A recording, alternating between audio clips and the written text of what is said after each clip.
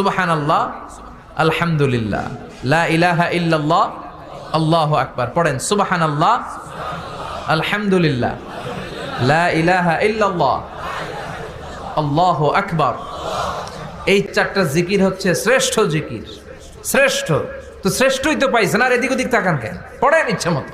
এই চারটা জিকির একসাথে মিলিয়েও পড়া যায়, আলাদা করেও পড়া যায়। আবার বিশ্বনবী বললেন, মিজানের পাল্লা ভারী করতে চাও, ফাআম্মা মান সাকুলাত মাওয়াজিনুহু ফাহুয়া ফি আইশাতির রাদিয়া। মিজানের পাল্লা যারা ভারী করতে চাও তারা দুইটা জিকির করবা, সুবহানাল্লাহি ওয়া বিহামদিহি, সুবহানাল্লাহিল আযীম।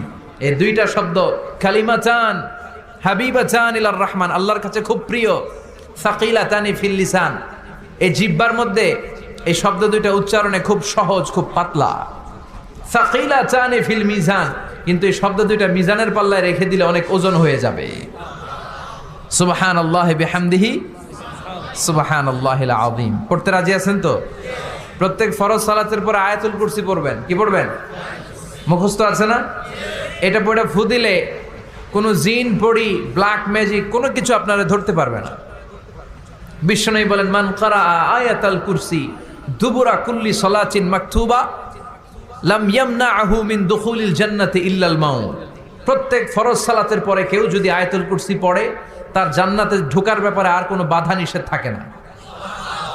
একটা জিনিস ছাড়া, সুবহানাল্লাহ, আরেকটু পরে বলেন, একটা জিনিস ছাড়া, ইল্লাল মাউত, সেটা হচ্ছে মৃত্যু। লোকটা মরে না তাই জান্নাতে যায় না, মরলেই জান্নাতি। এবার সুবহানাল্লাহ। তাহলে প্রত্যেক ফরজ সালাতের পরে আয়াতুল কুরসির দরকার আছে না নাই? প্রত্যেক ফরজ সালাতের পরে সালাম ফিরিয়ে আওয়াজ করে পড়বেন আল্লাহু আকবার। 3 বার পড়বেন আস্তাগফিরুল্লাহ, আস্তাগফিরুল্লাহ, আস্তাগফিরুল্লাহ। সুবহানাল্লাহ 33 বার, আলহামদুলিল্লাহ 33 বার, আল্লাহু আকবার 34 বার। অথবা শেষে 3টা 33 বার পড়ে মিলাবেন লা ইলাহা ইল্লাল্লাহু ওয়াহদাহু লা শারীকা লাহুল মুলকু ওয়া লাহুল হামদু ওয়া হুয়া আলা কুল্লি শাইইন কাদির। আরেক বর্ণনা একটু বাড়ানো হয়েছে, ইউহয়ি ওয়া ইউমীত ওয়া হুয়া আলা কুল্লি শাইইন। এগুলো পড়ে না, কোত্থেকে কি হাবিজাবি পড়ে ঈমান নষ্ট করে। এজন্য মুমিন হবে, মুমিন they work smart, they don't work hard. মুমিন স্মার্টলি কাজ করে, মুমিন কষ্ট করে কাজ করে না। সুবহানাল্লাহ কবেন না? মুমিন সুযোগ খোঁজে, মুমিন কাজ করে smartly. They don't work hard, they work smart. They work smart, তারা স্মার্টলি কাজ করে। কাবা ঘরের 4টা কর্নার আছে। একটা কর্নারের নাম হচ্ছে রুকনুল হাজারিল আসওয়াদ, এটার নাম হচ্ছে ব্ল্যাক স্টোন কর্নার, যেখানে হাজরা আসওয়াদের পাথর আছে। এই পাথরটাতে চুমু দিলে জীবনের গুনাহ সব মাফ করে দেয় কে? এটা জান্নাতি পাথর।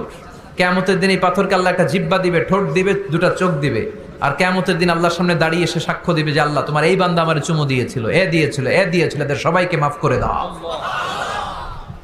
তো হাজরা আসওয়াদের কর্নার আর কাবা ঘরের যে স্বর্ণ দিয়ে খচিত দরজা, এই হাজরা আসওয়াদের কর্নার আর দরজার মাঝখানে ছোট্ট একটু জায়গা, এটারে আরবিতে বলে মুলতাজাম। আমার সাথে সাথে পড়েন, এটারে আরবিতে কি বলে? ইলতাজামা ইয়ালতাজিমু ইলতিজামান। মুলতাজিম, মুলতাজাম মানে হচ্ছে যেটার সাথে লেগে থাকা হয় সব সময়।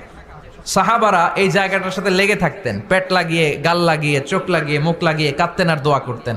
আর এই জায়গায় পেট লাগিয়ে, শরীর লাগিয়ে দোয়া করলে ওই দোয়া আল্লাহ ফিরিয়ে দেয় না। কিন্তু ওই জায়গায় দোয়া করার চান্সও এত সহজে পাওয়া যায় না, ধাক্কা ধাক্কি যুদ্ধ করতে হবে আপনারে। তো এক মাওলানা চান্স পাইছে ওইখানে, অনেক ধাক্কা ধাক্কি করে, খাইয়া দেয়া শক্তি কইরা ধাক্কা ধাক্কি, পাকিস্তানি পাঠানি যেগুলো আছে, 8-10টা পাঠান একসাথে দাঁড়ালে ওগুলার জ্বালায় কিছুই করা যায় না। এইভাবে তাকাইতে হয় ওদের দিকে, তাকাইলে আপনার টুপি পরে যাবে পিছনে, ইয়া উঁচু লম্বা। তো এই মাওলানা অনেক ধাক্কা ধাক্কি করে কোন রকম ওই মুলতাজামে হাত লাগাইতে পারছে। এখন আবার তো আরেক ধাক্কায় কই যে চলে যাবে কোনো হিসাব নাই। তো সেইখানে দাঁড়াই আল্লাহর কাছে দোয়া করছে, যেহেতু এই জায়গায় দোয়া করলেই আল্লাহ কবুল করে, এখন কয়টা চাবে আল্লাহর কাছে, সময় তো নাই। সে ওখানে হাত লাগিয়ে দোয়া করতেছে, আল্লাহ একটাই দোয়া, জীবনে যত দোয়া করছিলাম আর করবো সব দোয়া তুমি কবুল করে নিও। যত দোয়া জীবনে করছি আর মরার আগের দিন পর্যন্ত যত দোয়া আমি করব, এই দোয়াগুলো কবুল কইরো। এই একটাই চাওয়া, আর কিছু চাইলাম না তোমার কাছে। তো কিছু বাকি রাখছে? কথা বলেন।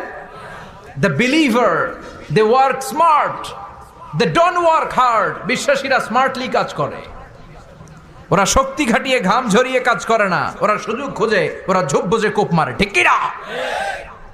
যেখানে সওয়াব বেশি, অল্প কাজে প্রফিট বেশি, লাভ বেশি, ওইটাই না মানুষ করবে, ঠিক কি না? এই জন্য যে সহি আমলগুলোর কথা বললাম ফরজ সালাতের পরে, আজকে থেকে এগুলো আমরা করব। মনে থাকবে ইনশাআল্লাহ? পড়েন আর জোরে পড়েন ইনশাআল্লাহ। যে বইটা থেকে আমরা কয়েক মিনিট শোনার জন্য আজকে বসেছি, বইটার নাম সবাই বলেন। এই কোরআনে কোনো ভুল নাই, কোনো সন্দেহ নাই। This is the book, the most authentic and original book in the world, whereof there is no doubt in it, and a guidance to those who are muttaqin. আল্লাহ বললেন যালিকাল কিতাব লা রাইবা ফি হুদাল লিল মুত্তাকিন। এমন বই যেটাতে সন্দেহের অবকাশ নেই, মুত্তাকিনদের জন্য গাইডলাইন। কিতাবুন আনজালনাহু ইলাইকা লিতুখরিজান নাসা মিনাল যুলুমাতি ইলান নূর। ও Muhammad, I've revealed this holy and sacred book unto you in order to lead the mankind out of darkness into the light. ও নবী, অনেকগুলো অন্ধকার থেকে একটা আলোর মশালের দিকে নিয়ে যাওয়ার জন্য আমি কোরআন নাজিল করেছি। বামপন্থীদেরকে ডানপন্থী বানানোর জন্য আমি কোরআন নাজিল করেছি। জাহান্নামীগুলারে জান্নাতি বানাতে আমি কোরআন নাজিল করেছি। সুবহানাল্লাহ পড়েন। ওই কোরআন থেকে আজকে আমরা কথা শুনবো, পড়েন ইনশাআল্লাহ। আমি আপনাদের খেদমতে আল কোরআন আল কারীমের 30তম পারার 112তম সূরা, খুব ছোট্ট একটি সূরা, সাইজে ছোট্ট হলেও ফজিলতের শেষ নাই, এই সূরার বরকতের শেষ নাই, এই সূরার ইম্পর্টেন্স, সিগনিফিকেন্স, স্ট্যাটাস, এগুলো শেষ নাই। অনেক ছোট ছোট জিনিসকে আমরা উপেক্ষা করি, আমরা গুরুত্ব দিতে চাই না, কিন্তু আসলে এটার গুরুত্ব যে কত বেশি আমরা বুঝি না। সূরাতুল ইখলাস হচ্ছে ওই রকম একটি সূরা যেটাকে আমরা গুরুত্ব দেই কম, আসলে অনেক গুরুত্বপূর্ণ। সুবহানাল্লাহ পড়ে। এমন একটা সূরা যে সূরাটা সবার মুখস্থ আছে, মুখস্থ নাই কার কার একটু হাত তোলেন। সবার মুখস্থ আছে না? আলহামদুলিল্লাহ পড়েন। তো এই সূরাটা থেকে কিছু কথা আজকে আমরা শুনবো, শিখবো, জানবো, আমলের নিয়তে। নিয়ত খালেস করেন, ইন্নামাল আমালু বিন্নিয়াত। সব কাজের প্রতিফল দেয়া হবে নিয়তের উপর বেস করে, বেসড অন ইউর ইন্টেনশন। আপনার কি ইচ্ছা ছিল, এজন্য সব কাজ করার আগে নিয়তটাকে খালেস করবেন। নামাজে দাঁড়ানোর আগে যদি নিয়তে গোলমাল থাকে, নামাজ হবে? কথা বলেন। আপনি যদি লোক দেখানোর জন্য সালাত পড়েন, হবে? মানুষে আপনারে আলহাজ ডাকবে, এজন্য যদি হজ করেন, কবুল হবে? এরকম হাজি আছে না নাই? আলহাজ না ডাকলে চাইতে ওঠে, আছে না নাই? তো আপনি চেতেন কেন? আপনি কি আলহাজ শোনার জন্য হজ করছেন? হজ করেছি কার জন্য? আতিমুল হাজ্জা ওয়াল উমরাতা লিল্লাহ। আল্লাহর শব্দ চুজিংটা দেখছেন? আল্লাহর রুচি দেখেছেন? লিল্লাহ, আল্লাহ যোগ করে দিয়েছে আতিমুল হাজ্জা ওয়াল উমরাতা লিল্লাহ। হজ এবং উমরা করবে শুধুমাত্র একজনকে খুশি করার জন্য, তিনি কে? এটার নাম